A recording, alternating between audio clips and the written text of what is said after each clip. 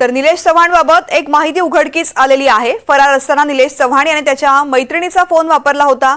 लोकेशनचा पहिला क्लू मैत्रिणीमुळेच पोलिसांना लागला। पुण्यातून फरार होताना हीच मैत्रीण निलेशच्या सोबत होती।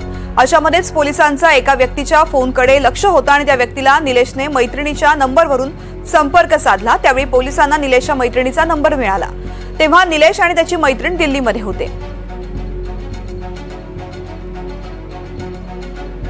पोलिसांना निलेश चव्हाणची माहिती कशी मिळाली आपण पाहतोय। निलेश चव्हाण पुण्यामधून पसार झाला तेव्हापासून ही मैत्रीण त्याच्या सोबत होती। दिल्लीमधून ती पुण्यात परतली। आपण फिरायला जाऊ असं म्हणून निलेशने तिला सोबत ठेवलं आणि तिच्या फोनचा वापरही केला। अशामध्येच पोलिसांचं एका व्यक्तीच्या फोनकडे लक्ष होतं। त्या व्यक्तीला निलेशने मैत्रिणीच्या नंबरवरून संपर्क साधला।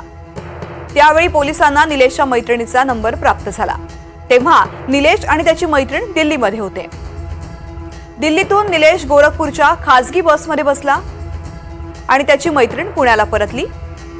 मग पिंपरी चिंचवड पोलिसांनी तिची चौकशी केली, परंतु तिचा या प्रकरणाशी संबंध नसल्याचं आढळल्यामुळे तिला सोडून दिलं।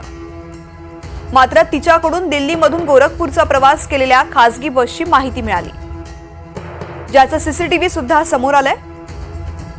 हा पहिला क्लू मिळाला त्यानंतर पोलीस नेपाळपर्यंत पोहोचू शकले।